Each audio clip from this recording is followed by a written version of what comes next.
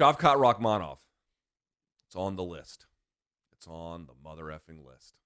He's going to face Geoff Neal at a UFC fight night on January 14th. BC, Shavkat Rakhmonov. 17 fights, 17 wins, 17 finishes.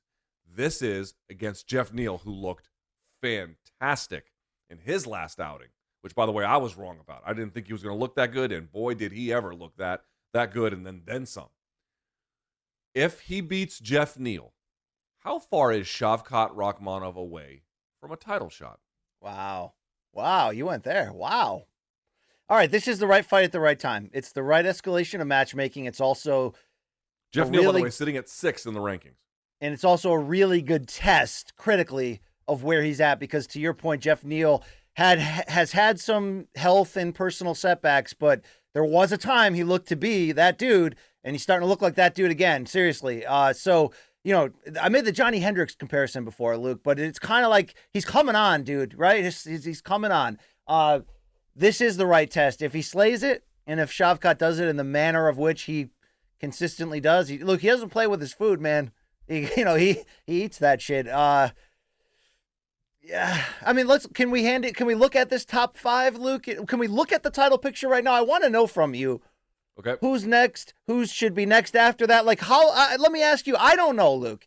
I don't know. I mean, I would want one more big win, but sometimes the top 5 and where people are at dictate that for you.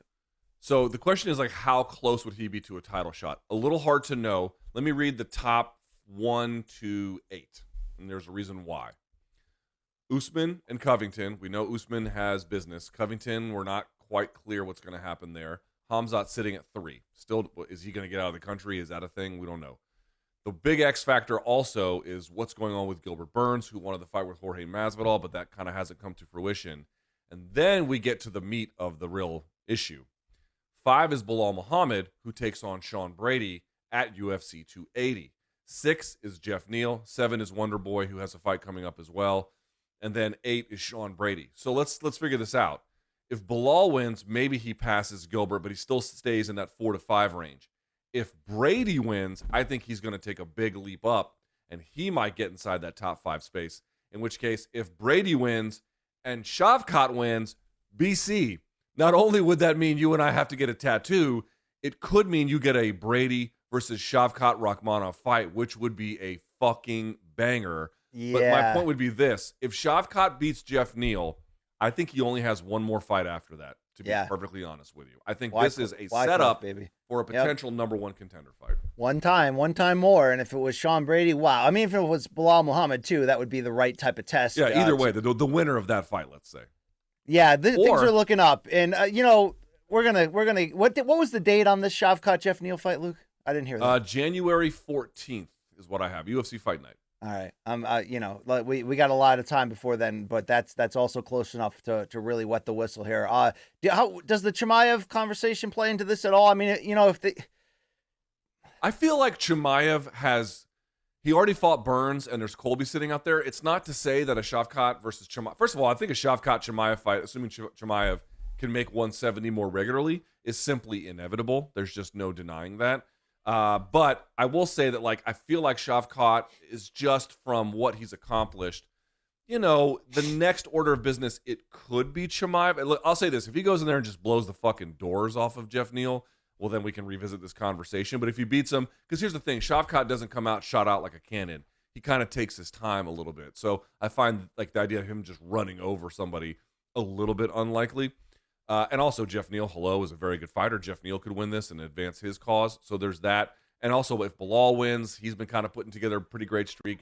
If he wins, he'd have recently beaten Sean Brady, which is going to be difficult. The thing I've got my eye on, BC, is if Shavkat wins, what about Shavkat versus Gilbert Burns, and what that would say about Gilbert Burns to go from Chimaev to Rakhmonov. Now, I know that they train together in certain ways, teammates. They're teammates, but he's not full-time at whatever it is, Kill Cliff FC at this point. I can't even. And Gilbert also just fought his teammate Kamaru Usman for the title, and now they still help each other and still train together. So Gilbert will fucking fight anyone. Yeah, it doesn't have to be a death sentence, but that's a sick fight. That is a sick fight. I mean, what's going on with Colby? Because he does have to some degree a pay-per-view brand and a following here.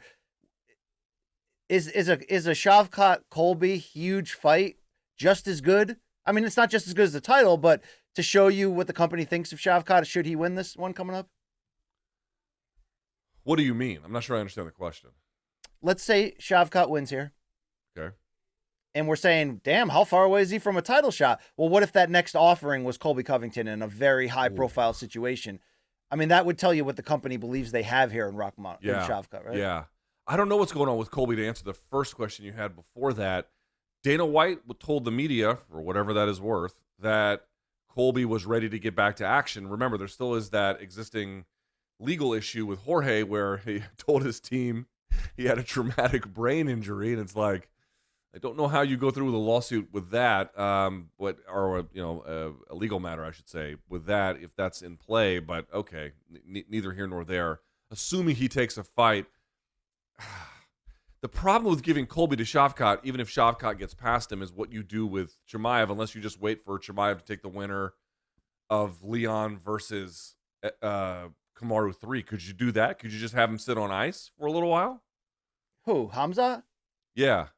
Yeah, I mean, as long as you can trust that he's going to make the weight, I don't know what assurances they would need to see, but, right. They could decide to just not punish him for missing the weight, Luke, and just, I mean, that's also very much in play, but it does feel like Chimaev's going middleweight next at the moment, doesn't it?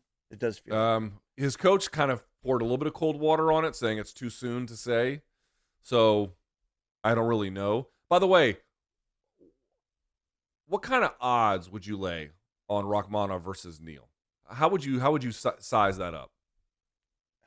Minus 300 Shavkat, even though that sounds big. That sounds big against somebody. Jesus, that does sound really big. But that's also that could be a sharp line too, Luke. That could be no, this is really what it's going to be. So get on board. Obviously, it shows I don't know shit about how they set the lines and why. I'm kidding, not really. You get the point, Luke. They're smarter than me most of the time, but I think you could come out with that line because even look, if Shavkat is as good as he looks, he actually could slice up Geoff Neal, and it'd be an eye opener, Luke, but it's also very much in play. Very much. You know this.